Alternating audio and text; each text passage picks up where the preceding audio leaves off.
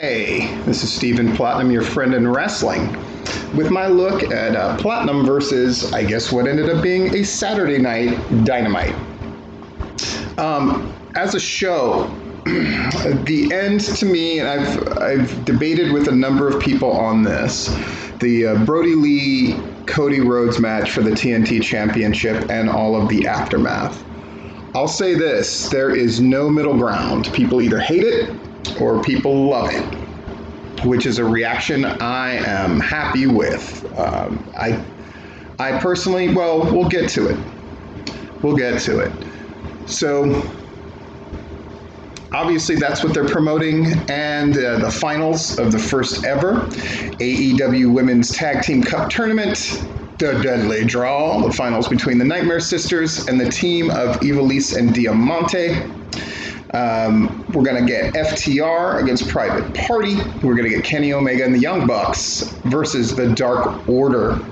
And an 8-man tag team contest with the kings of the 8-man matches, the Lucha Brothers and Butcher and the Blade, who have not lost an 8-man tag team contest, if I'm correct about that, versus the Jurassic Express, the two members that are a threat anyway, and the Natural Nightmares. Darby Allin's going to be in action against an opponent, which means, you know, the kind of guy that you would normally see on AEW Dark, but nonetheless, some kind of thing will be advanced with Darby Allin, I'm sure. And Orange Cassidy's going to give an interview. Wow! Whole lot on the Saturday show. So we got... the show started late. That was the first thing I noticed. It started about 30 minutes late because of the basketball game. Not too shabby, not too bad. We're at Daly's Place in Jacksonville, Florida. We've got Jim Ross, Tony Schiavone, and Taz. So no sign of Excalibur anywhere.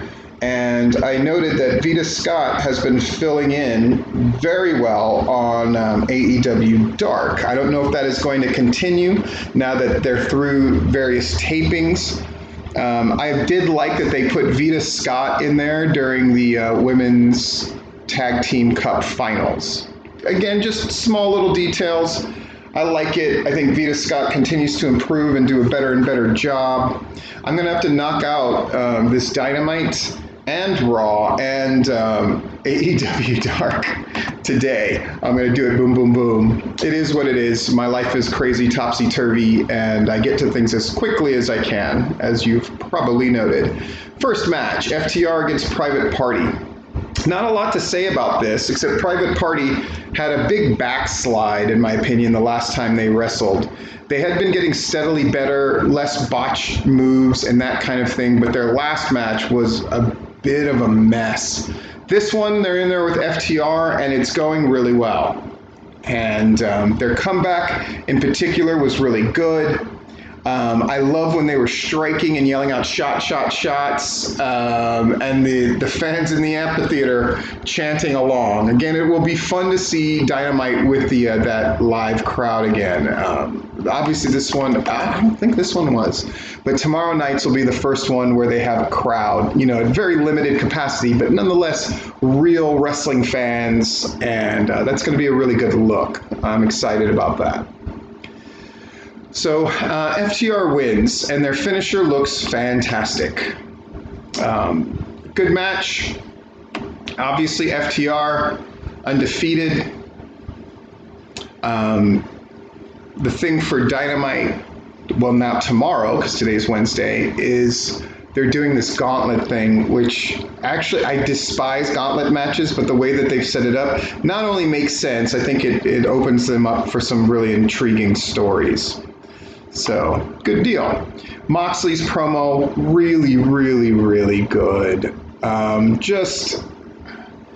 was thinking about this the other day, that when the Shield broke up, it was Rollins as the main star, Roman Reigns in the middle, and Moxley on the bottom. And now we've had a complete reversal, where Moxley is, I feel, on top. Roman Reigns, with his big return, is in the middle, threatening to go to the top again. And Seth Rollins in spite of working this whole time, finds himself, I think, in the eyes of most as the sort of the mid-card act of the bunch.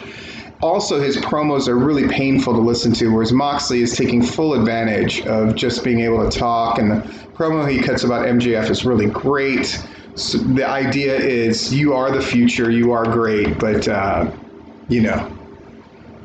the next pay-per-view is not that day where you take over. Really, really good.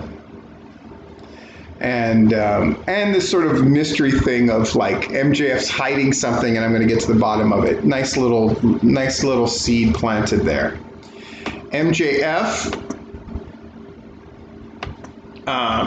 he's sad. He's wearing the neck brace. That woman is Erin, has that plastic smile on, and it's ludicrous.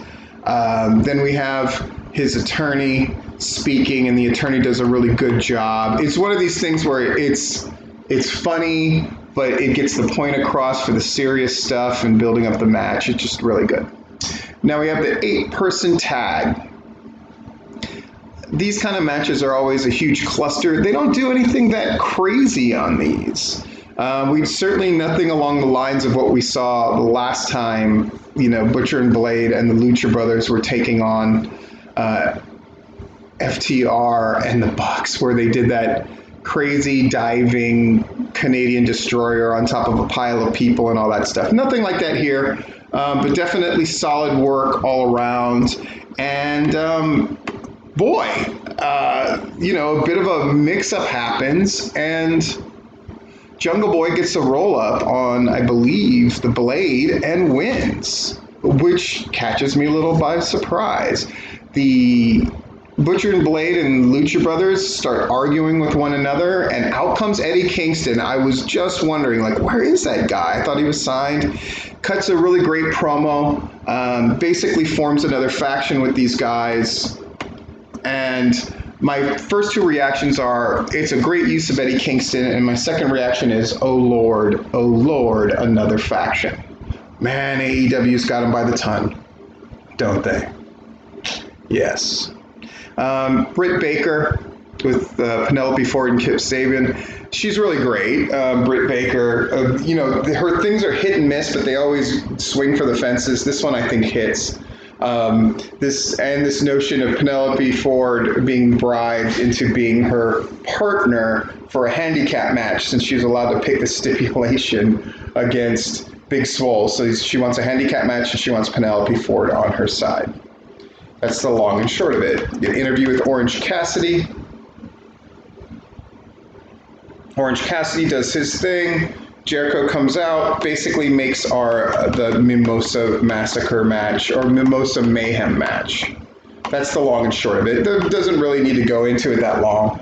Do I think it's silly? Of course. Do I understand why they're doing it? Doubly, of course. I think it's one of those things. They already have a couple of great wrestling matches. They want some sizzle. They want something crazy. They want something that'll push people over the edge of going, okay, I guess I'll get this pay-per-view just because I want to see what that looks like. I get it. I don't particularly love it, but I certainly understand it. And I guess the tale will be told and the proof will be in the pudding if it does well, won't it? So we got the Dark Order. 3, 4, and 5 specifically, 5 being Alan Angels. So we got John Silver, Alex Reynolds, and Alan Angels against the Elite, Kenny Omega and Nick and Matt Jackson. And they beat the holy shit out of Alan Angels, Dark Order members number 5. Boy, he takes a beating. The match is back and forth for a while. It's kind of a foregone conclusion who's winning this bad boy. And then Omega, after the win, is mad and has to be kind of pulled off of being more angry, aggressive, and violent once a match is done, yet again. So Matt and Nick Jackson are calming him down. Again, slow burn. Is this the return of Kenny Omega's the Cleaner and that kind of thing persona? We shall see. But, give them credit. They take their time with this stuff, which is nice. Backstage with FTR, Tully Blanchard, and Hangman. Adam Page. A strange interplay here, and that sounds like I'm saying it's a bad thing. It's not. It's definitely interesting.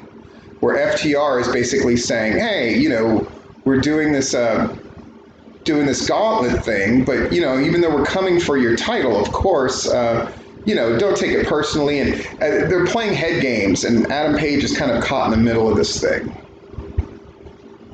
Go to a commercial break. We'll come back. Darby Allin, Will Hobbs. Darby Allin wins. Yay. And Taz introduces this new member of Team Taz, Darby Starks. And out comes, I want to hate Ricky Starks, but I have to say, every time he cuts a promo, it's great. And anything he's asked to do, he finds a way to put a spin on it that's entertaining. He comes out with the Darby Allin face paint, cuts the promo, mocks how Darby Allin speaks, all of that good stuff. And then, but it's all a setup. Oh, the Machine Brian Cage attacks Darby Allin from behind in the ring. They beat him down. Starks cuts a promo on Darby, and that's it. Okay. We go to a picture-in-picture commercial break. Sammy Guevara is going through the cards again, where he cuts promos via card when they do these split-screen things. They've done it a few times now, and this time it pays off. Oh, he pulls out a card that he obviously didn't put in there. And it's put there by Matt Hardy, apparently, who attacks him from behind. Matt Hardy's beaten day-ish. He is wearing him out with that chair. And then Hardy grabs him, throws him. He takes another crazy bump through a table.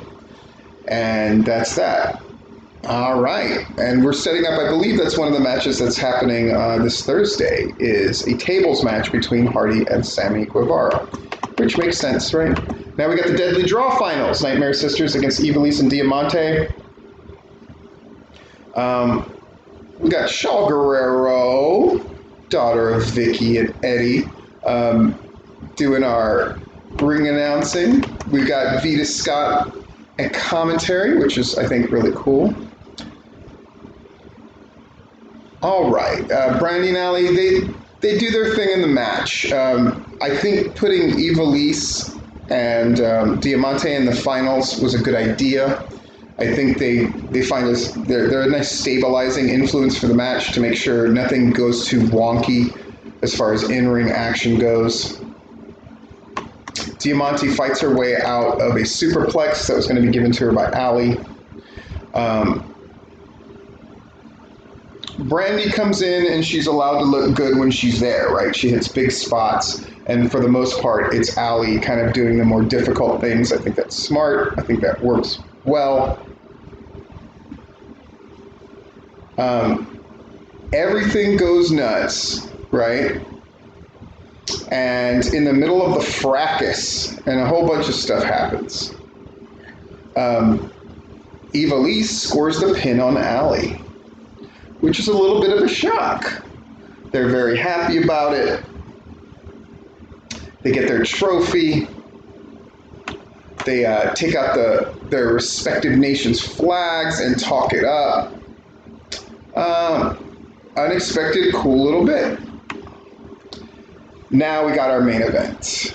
Brodie Lee against Cody. What can I say about this? I said I would say what I thought about it. I thought it was great. It's one of those where once it happened, I went, wow, that was exactly the right thing to do, though I would have never predicted that it was going to be done, nor would I would have thought of it beforehand, honestly. Maybe if I was actually booking the thing, I would have thought of this. But man, Brodie Lee runs him over and pins him. And then they demolish the rest of the Nightmare family and drag him out. And Brandy covers Cody's body to prevent more damage. And then Anna Jay, who they've teased, is like, is she in the Dark Order? What's going on? She comes out and chokes out Brandy, which looks awesome. And then they dump the old TNT title that's been shredded and broken up in pieces, and they dump that on Cody. Just, wow. That is something else. And they even pull Cody off of the stretcher and beat him some more. And the announcers are very serious, as they should be. Just absolutely brutal. And Brodie Lee is your new TNT champion. And I feel like now they're going to give Hikaru Shida something that they probably should have given her before, which is now she's going to be taking on all comers. I thought the promo from Thunder Rosa saying that she wanted to challenge Hikaru Shida for her title. Thunder Rosa is the NWA Women's Champion, that she wanted to challenge for the AEW Women's Championship at the at All Out, I believe. Is it happening at All Out or is it happening on Thursday's show? I'll definitely check that out and let you know. But again, I think Hikaru Shida can now benefit from the taking on all challengers thing. Yeah. Anyway, this has been Platinum versus AEW Dynamite, the Saturday edition.